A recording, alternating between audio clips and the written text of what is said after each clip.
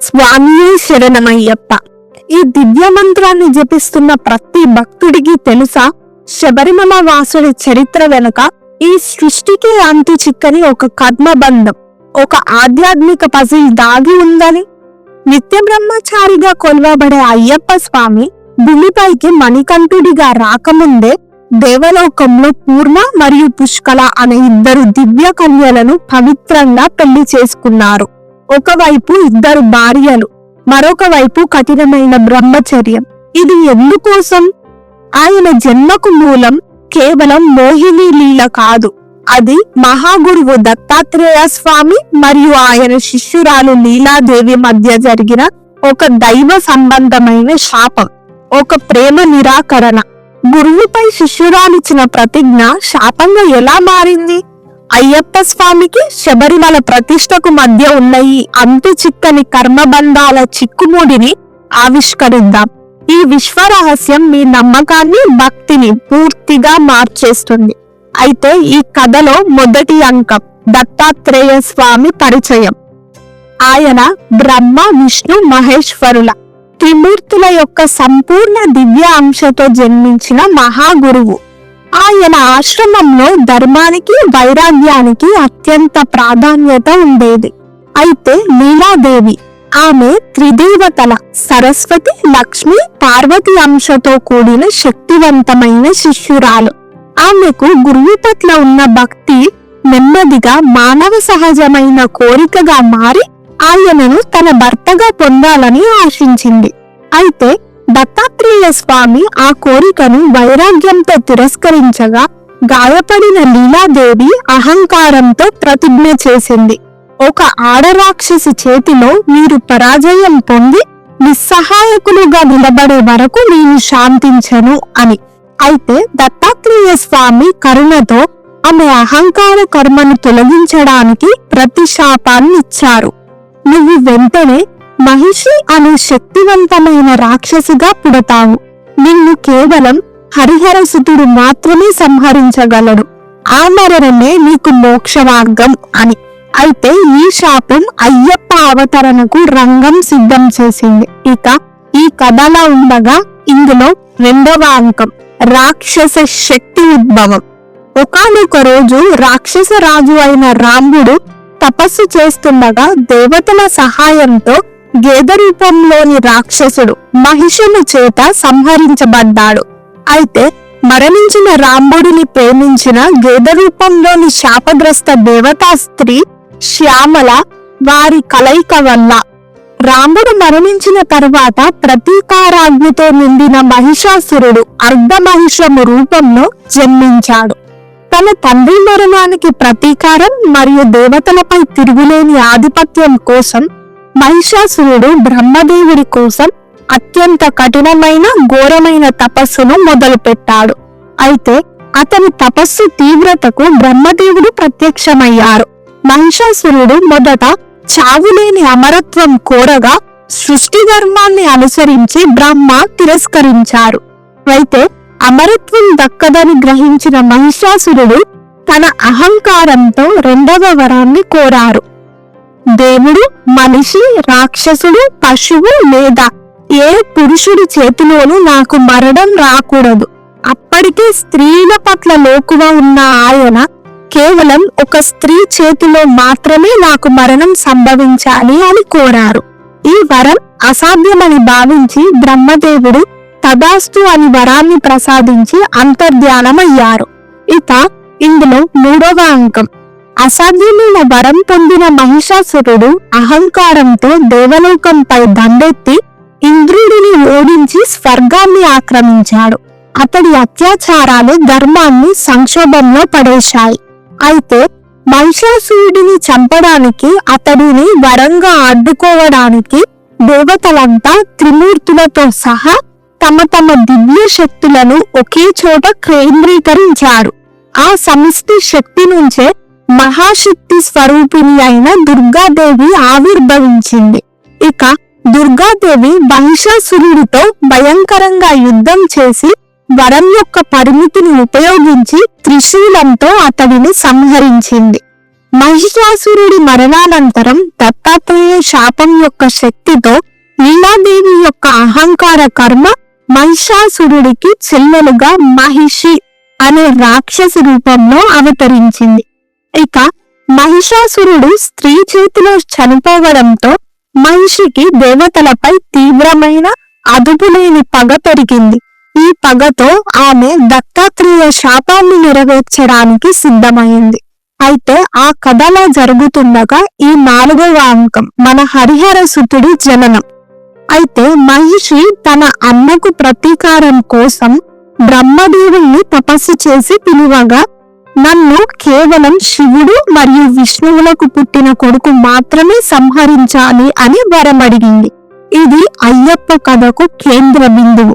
ఇక ఈ కథ అలాగే ఉంచి మనం క్షీరసాగర మదనం గురించి తెలుసుకుందాం. అయితే క్షీరసాగర మదనం అనేది అయ్యప్ప స్వామి జననానికి ముందు జరిగిన సంఘటన. ఈ మదనం యొక్క ఫలితమే విష్ణుమూర్తి మోహిని రూపాన్ని ధరించడానికి కారణమైంది. ఇది అయ్యప్ప జననానికి దారి తీసింది. అయితే దేవతలు మరియు రాక్షసులు పాల సముద్రాన్ని చిలికినప్పుడు అమృతం, అమరత్వాన్నిచ్చే పానీయం ఉద్భవించింది. రాక్షసులు ఆ అమృతాన్ని దొంగలించి అమరులు కావాలని ప్రయత్నించారు. అయితే రాక్షసుల నుండి అమృతాన్ని కాపాడి దాన్ని కేవలం దేవతలకు మాత్రమే పంచడానికి విష్ణుమూర్తి అత్యంత ఆకర్షణీయమైన స్త్రీ రూపమైన మోహినిగా అవతరించారు. ఇక మోహిని తన మాయాశక్తితో రాక్షసులను మోసగించి అమృతాన్ని దేవతలకు మాత్రమే పంచింది. ఇక్కడ క్షీరసాగర మదనం తర్వాత శివుడు ఆ మోహిని లీల గురించి విని మోహిని రూపాన్ని చూడాలని కోరుకున్నారు. మహిషి అడిగిన అసాధ్యమైన వరం, శివ విష్ణువుల కొడుకు మాత్రమే చంపాలి అనే వరాన్ని నెరవేర్చడానికి సమయం ఆసన్నమైనప్పుడు శివుడి కోరిక మేరకు విష్ణువు మళ్ళీ మోహిని రూపంలోకి మారారు. అలా మోహిని మరియు శివుడి కలయిక వల్ల ఈ విశ్వంలో తిరుగులేని శక్తి ఉద్భవించింది. ఆయనే మన హరిహర సుతుడు అయ్యప్ప స్వామి జన్మించారు. ఇక క్షీరసాగర మదనం అనేది కేవలం ఒక చారిత్రక సంఘటన కాదు. ఇది మహిషికి మోక్షాన్నివ్వడానికి అవసరమైన దైవ శక్తి. హరిహర సుతుడు ఆవిర్భవించడానికి విష్ణువు మోహిని రూపాన్ని సిద్ధం చేసిన ఒక పూర్వ రంగం. అయితే ఈ కథలో జరుగుతుండగా దీనిలో 5వ అంకం అయ్యప్ప స్వామి దేవలోకంలో పెరిగే సమయంలో సంపూర్ణత్వం, పుష్కల శ్రేయస్సు అనే దివ్య కన్యలకు ఆయనను పెళ్లి చేసుకోవాలని కోరుకున్నారు. అయితే స్వామి తన కర్మబంధాన్ని వారికి వివరించి ప్రతిజ్ఞ చేశారు. నా జీవిత లక్ష్యం మహిషికి మోక్షం ఇవ్వడం పూర్తయ్యే వరకు నేను భూమిపై కర్మబంధంలోకి ప్రవేశించను, నిత్య బ్రహ్మచారిగా ఉంటాను అని. నా పని పూర్తయిన తర్వాత నేను దేవలోకంలోకి తిరిగి వచ్చి మిమ్మల్ని శాశ్వతంగా పెళ్లి చేసుకుంటాను అని వారికి మాటిచ్చారు. ఇక ఇందులో 6వ అంకం మణికంఠుడి లీలలు. శివుడు విష్ణువు కలిసి ఆ దివ్య బాలుడిని పందలం రాజు ఒడ్డున వదిలిపెట్టారు. మెడలో బంగారు గంట మణి ఉండడం చూసి రాజు ఆయనకు మణికంఠుడు అని పేరు పెట్టాడు. ఇక సవతి తల్లి కుట్రతో పులిపాలు తేవాలని కోరగా మణికంఠుడు ఇంద్రుడిని పులి రూపంలోకి మార్చి తాను తీసుకొచ్చి తన దివ్యత్వాన్ని నిరూపించుకున్నారు. అయితే మహిషిని ఎదిరించడానికి దేవతలకు సాధ్యం కాలేదు. చివరకు దేవతలందరూ మానవ రూపంలో పందలం రాజు వద్ద పెరుగుతున్న మన మణికంఠుడు హరిహర సుతుడు మాత్రమే దీనికి పరిష్కారం అని గ్రహించారు.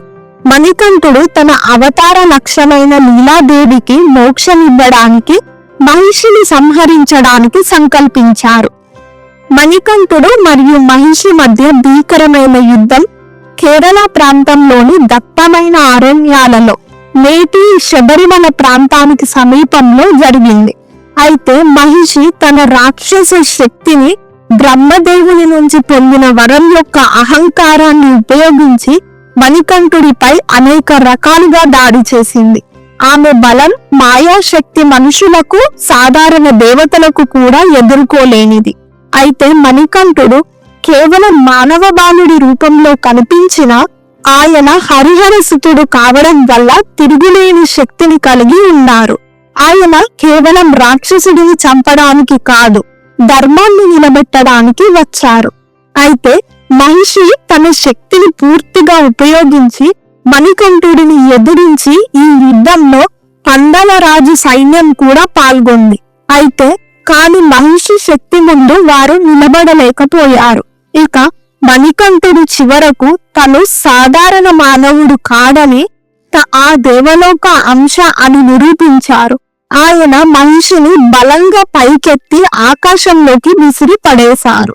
మహిషి యొక్క వరం ప్రకారం ఆమెను భూమి మీద సంహరిస్తే ఆమెకు మోక్షం దక్కదు. అందుకే మణికంఠుడు ఆమెను ఆకాశంలోకి విసిరి ఆమె వరం యొక్క పరిధిని దాటి ఆమెను సంహరించారు. ఇక మణికంఠుడి చేతిలో మరణించిన వెంటనే మహిషి యొక్క రాక్షస రూపం తొలగిపోయింది. ఆమె తిరిగి తన పూర్వజన్మ రూపమైన సౌందర్యవతి అయిన లీలాదేవిగా మారిపోయింది.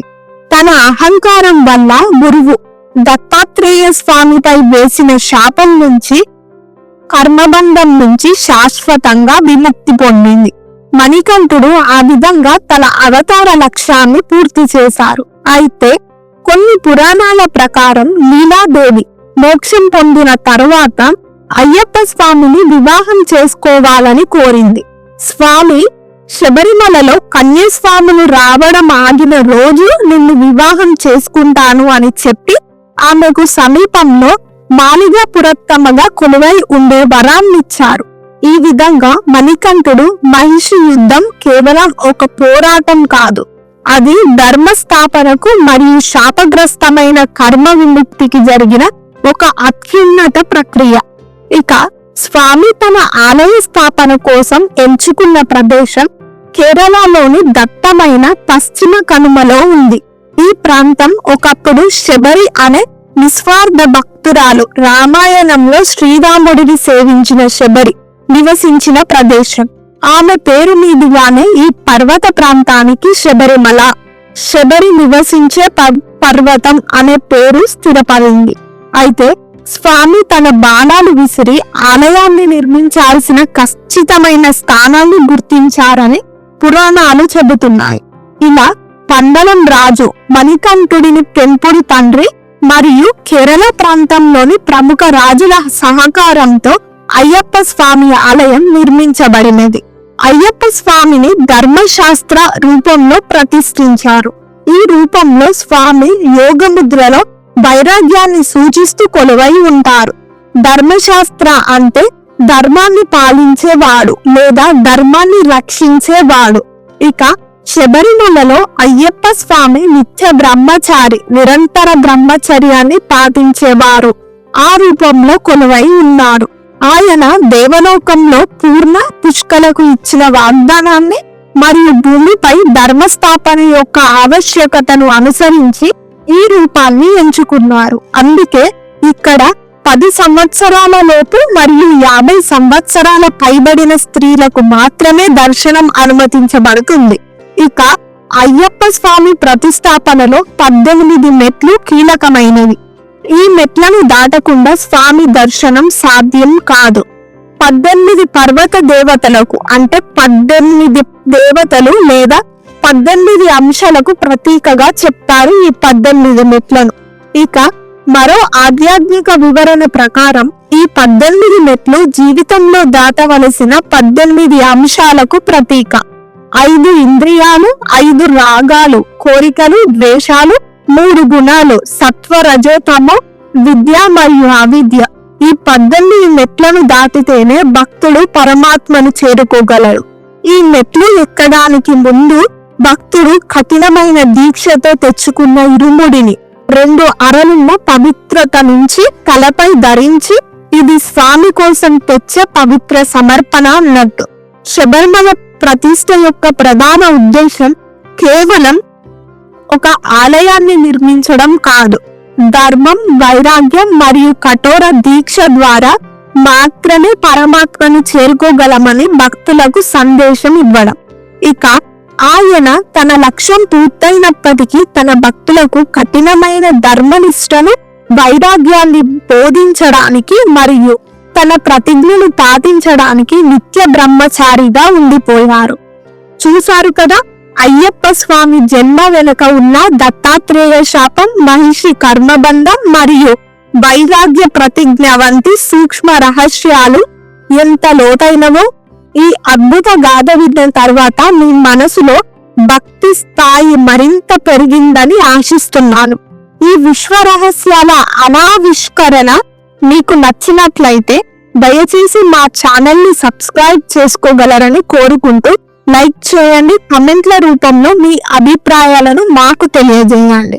ఇక తదుపరి ఎపిసోడ్ లో మనం ప్రయాణించబోయే తదుపరి ఆధ్యాత్మిక రహస్యం శబరిమలలోని 18 పవిత్ర మెట్ల వెనుక ఉన్న అసలు రహస్యం ఏంటి? ఆ 18 మెట్లు 18 పర్వత దేవతలకు ప్రతీకల, లేక మన జీవితంలోని 18 లోపాలు, కోరికలకు ప్రతీకల? ఆ 18 మెట్ల పూర్తి ఆధ్యాత్మిక విశ్లేషణను తదుపరి వీడియోలో లోతుగా విశ్లేషిద్దాం. జై అయ్యప్ప. నమస్కారం.